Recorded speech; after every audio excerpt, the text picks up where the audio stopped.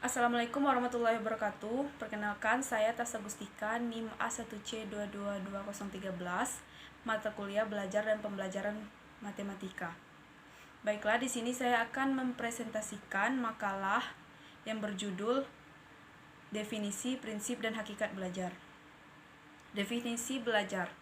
Menurut Kamus Besar Bahasa Indonesia, belajar adalah berusaha memperoleh kepandaian atau ilmu, berlatih, berubah tingkah laku, dan tanggapan yang disebabkan oleh pengalaman.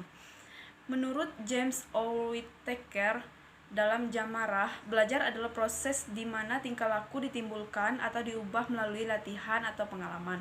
Menurut Jamarah, belajar adalah serangkaian kegiatan jiwa raga untuk memperoleh suatu perubahan tingkah laku sebagai hasil dari pengalaman individu dalam interaksi dengan lingkungannya yang menyangkut kognitif, efektif, dan psikomotor. Jadi, belajar adalah proses rangkaian kegiatan untuk berusaha memperoleh pengetahuan dan dapat menimbulkan perubahan tingkah laku, kepandaian, dan lain-lain yang berasal dari pengalaman seseorang yang berhubungan dengan kognitif, efektif, dan psikomotor. Belajar adalah suatu proses usaha yang dilakukan secara sadar dan terus-menerus melalui bermacam-macam aktivitas dan pengalaman guna memperoleh pengetahuan baru sehingga menyebabkan perubahan tingkah laku yang lebih baik. Perubahan tersebut bisa ditunjukkan dalam berbagai bentuk seperti perubahan dalam hal pemahaman, pengetahuan, perubahan sikap, tingkah laku, dan daya penerimaan. Sifat-sifat proses belajar sebagai berikut. Yang pertama, belajar merupakan suatu interaksi antara anak dan lingkungan. Yang kedua, belajar berarti berbuat. Yang ketiga, belajar berarti mengalami. Belajar adalah suatu aktivitas yang bertujuan. Belajar adalah memerlukan motivasi. Belajar memerlukan kesiapan pada pihak anak. Belajar bersifat integratif dalam statement yang hampir sama. B. Prinsip belajar. Ada beberapa prinsip dalam belajar, yaitu yang pertama, apapun yang dipelajari siswa, dialah yang harus belajar, bukan orang lain. Untuk itu, siswalah yang harus bertindak aktif.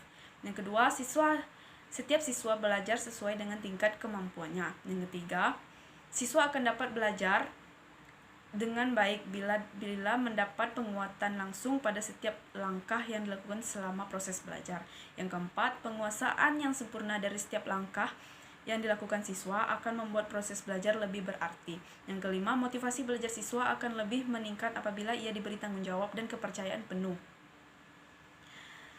Prinsip-prinsip belajar yang relatif berlaku umum berkaitan dengan perhatian dan motivasi, keaktifan, keterlibatan langsung atau berpengalaman, pengulangan, tantangan, balikan dan penguatan, serta perbedaan individual. Yang pertama, perhatian dan motivasi. Perhatian mempunyai peranan yang penting dalam kegiatan belajar. Yang kedua, keaktifan. Belajar tidak bisa dipaksakan oleh orang lain dan juga tidak bisa diimpikan kepada orang lain. Yang ketiga, keterlibatan langsung atau berpengalaman. Dalam belajar melalui pengalaman langsung, peserta didik tidak sekedar mengalami secara langsung, tetapi ia harus menghayati, terlibat langsung dalam perbuatan. Yang keempat, pengulangan. Menurut teori psikologi daya, belajar adalah melatih daya-daya yang ada pada manusia terdiri atas daya mengamati, menanggap, mengingat, menghayal, merasakan, berpikir, dan sebagainya. Yang kelima, tantangan. Mengemukakan bahwa peserta didik dalam situasi belajar berada dalam suatu medan atau lapangan psikologi. Yang keenam, balikan dan penguatan. Peserta didik akan belajar lebih semangat apabila mengetahui dan mendapatkan hasil yang baik. Yang ketujuh, perbedaan individual. Perbedaan individual berpengaruh terhadap cara dan hasil belajar peserta didik. Karenanya, perbedaan individual perlu diperhatikan oleh guru dalam upaya pembelajaran. C. Hakikat belajar. Dari sejumlah pengertian belajar yang telah diuraikan, ada kata yang sangat penting untuk dibahas, yaitu kata perubahan atau change. Ketika kata perubahan dibicarakan dan dipermasalahkan, maka pembicaraan sudah menyangkut permasalahan mendasar dan masalah belajar. Apapun formasi kata dari kalimat yang dirangkai oleh para ahli untuk memberikan pengertian belajar, maka intinya tidak lain adalah masalah perubahan yang terjadi di dalam diri individu.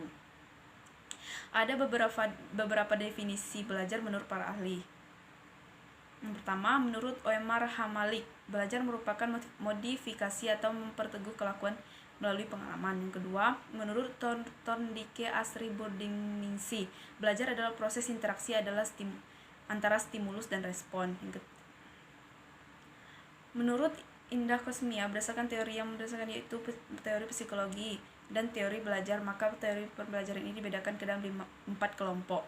Yang pertama, teori pendekatan edukasi tingkah laku. Yang kedua, teori pembelajaran konstruk kognitif. Yang ketiga, teori pembelajaran berdasarkan prinsip-prinsip belajar. Yang keempat, teori pembelajaran berdasarkan analisis. Baiklah, cukup sekian presentasi dari saya. Saya akhiri. Wassalamualaikum warahmatullahi wabarakatuh.